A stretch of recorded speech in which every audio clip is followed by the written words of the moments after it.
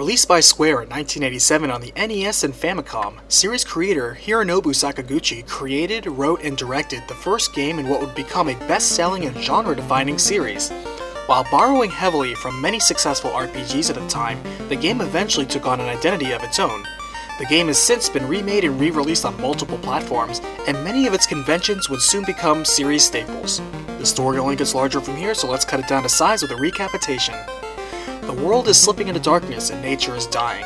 So much so that the only hope the people turn to is Lucan's prophecy, which states that 4 warriors would step forth with orbs of light to save the world. After selecting 4 out of potential 6 classes, Fighter, Thief, Black Belt, Black Mage, White Mage, and Red Mage, these 4 warriors enter the Kingdom of Coneria, City of Dreams, to speak to the king. The king recognizes the orbs the warriors wield as those of the prophecy, but first asks their aid in helping with his own problem. His daughter, Princess Sarah, has been kidnapped by former Kingdom Knight Garland. After gearing up, the warriors make haste to the old Temple of Fiends, where Garland is hiding out. Making way past a room full of 5 strange bats, the warriors are recognized by Garland and they fight, with the Light Warriors winning the clash. Returning to Coneria, the king is eager to repay their service by rebuilding a bridge to aid in their quest. In addition, Princess Sarah gives them a lute that has been passed down in the royal family for 2,000 years, the same age as the orbs of light the warriors hold coincidentally. Traveling north, they pass by the cave of Matoya the Witch, who is blind and seeking her stolen seeing crystal. Moving eastward now to the port town of Provoca, the Light Warriors see the town overrun by pirates belonging to the fearsome Captain Biquet. Beating them, the captain yields and gives them his ship. With the entire Aldi Sea open to them now, the warriors sail westward. They visit the caves of the dwarves and learn that Astos, the Dark Elf, is the one who stole Matoya's crystal. Now traveling south to the Kingdom of Elves, Elfland, it seems Astos struck here as well, stealing their royal coronation crown and putting the would-be king in a sleeping curse. The prince has been under said curse for 5 years, and while Matoya the Witch can brew the herbs needed to break the curse, Astos has stolen the crystal she needs to remove her blindness. After paying respect to the grave of Erdrick the Dragon Warrior and arming themselves with silver weaponry, the Light Warriors prepare for the coming fight with some light training off a peninsula that houses over-leveled but manageable enemies. Following the trail of Astos now, the warriors travel northwest where they find ruined, near-abandoned castles save a lone king. The king claims he was betrayed by Astos who stole his crown and fled to the southern marsh, so the warriors make haste. Wading through the dungeon in the poisonous swamp, the warriors find the missing crown guarded by deadly wizard abominations. However, when returning back to the ruined king with the crown, it reveals that he is Astos in disguise. Defeating him in his deadly magic, the warriors also reclaim Matoya's crystal. Quickly returning to the witch and returning her crystal, Matoya imparts her most powerful herbs, which the warriors take back to Elfland. Returning to Elfland, the herbs break the curse on the prince, who recognizes the Light Warriors and, as per prophecy, gives them a mystic key, capable of unlocking any door. One such specially locked door is in the storeroom in Castle Coneria, where the warriors find TNT explosives. Bringing the TNT to the dwarves, who put the explosives to work by finishing the canal they were building, that allows them to now access the outer ocean.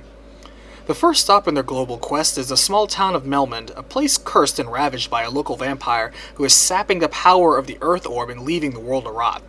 There they meet linguist Dr. Un, as well as hear word of Sarda the Sage, who can help them retrieve the Earth Orb, but lives beyond the Titan's cave. However, the Titan in said cave will not let just anyone through. Detouring south instead, the warriors enter the Earth Cave and fight past many cockatrices and Earth Elementals to put an end to the vampire's reign of terror. The vampire was also in possession of a ruby, something highly desired by Titans, incidentally. Returning to the Titan and giving him an appreciated meal, the warriors are allowed to pass. Finding Sarda's home now, the warriors are given a magic rod by the sage and told that if they use it behind the vampire's throne, they will find the cause of the Earth's rot. Treading down into the Earth Cave once more, they enter the lowest levels of the cave and find an ominous evil orb. Breaking the orb, the fearsome and powerful fiend of Earth, Lich, attacks.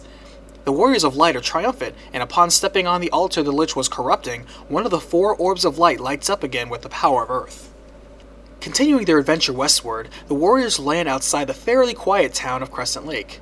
In the woods adjoining the town, however, the heroes find the Circle of 12 Sages. Within it is Lucan, the sage that foretold to the world the prophecy of the 4 Light Warriors that would save everyone.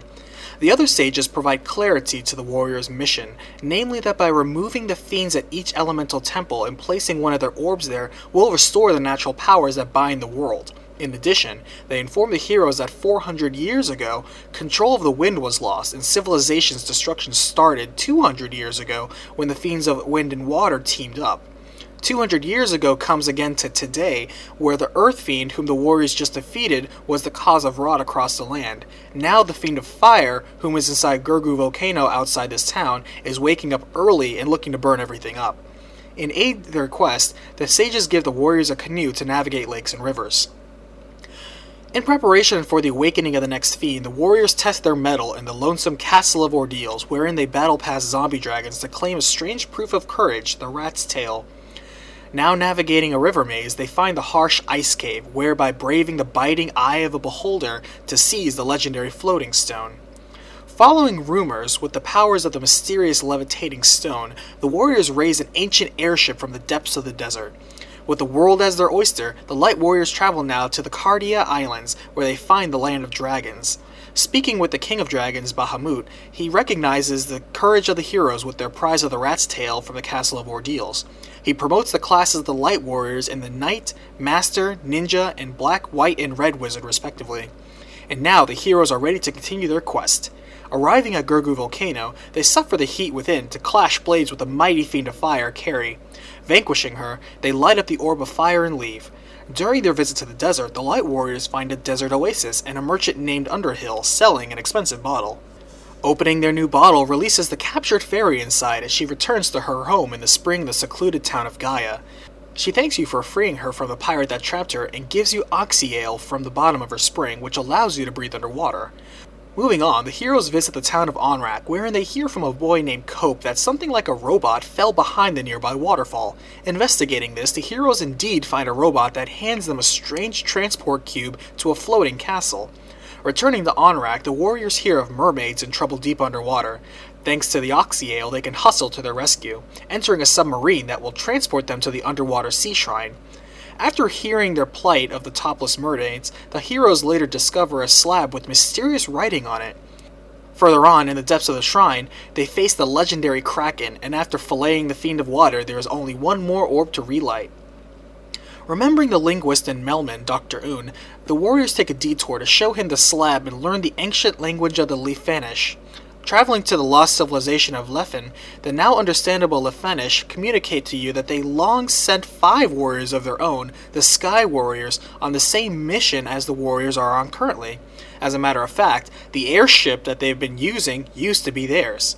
Though the 5 never came back, they know that they live on till today, but as bats. The Lefanish were also very advanced cultures 400 years ago before the ruination began as a result of the Fiend of Air, the dragon Tiamat, attacking them. They even built robots in floating cities. Unfortunately, the awakening of the Fiends destroyed most of their civilization and their knowledge with it, although they dropped that the floating castle can still be accessed via the Mirage Tower and gives you the chime that allows entry. Crossing the desert and beating away giant sandworms, the heroes make it to the Mirage Tower. Fighting their way up, they defeat a guardian blue dragon and activate the teleporting device that they find themselves in a giant floating castle. Inside, they battle their way past powerful ancient foes, including the Sentinel of the Old World, the almighty Warmech. Ending the 400-year reign of the mighty Tiamat, the Light Warriors now have restored power to all 4 orbs. However, the Circle of 12 Sages warns them their mission is not over yet. Rather, they state that the real enemy is controlling events from 2,000 years in the past, which is the same time the power from the warriors' orbs went out. As it turns out, a time loop is in effect, where the 4 fiends sent someone 2,000 years into the past to then send the 4 fiends in the past forward in time and repeat this loop, accumulating power in some form of immortality this way. That is, the same 2,000 years will constantly repeat itself. So now, in order to break the loop, the Light Warriors must travel back 2,000 years before the cycle begins again and break the chain.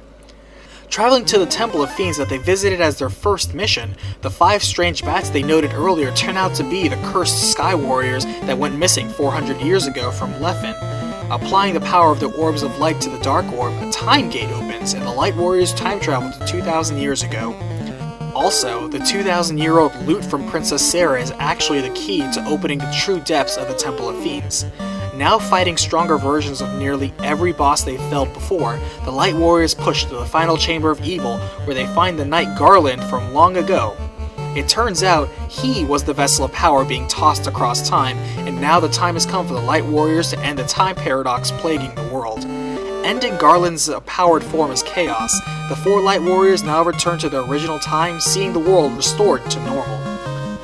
As Final Fantasy concludes, because they ended the cycle of hatred before it began again, the result is a new world where none of the world-rotting fiends existed at all, and even Garland is normal.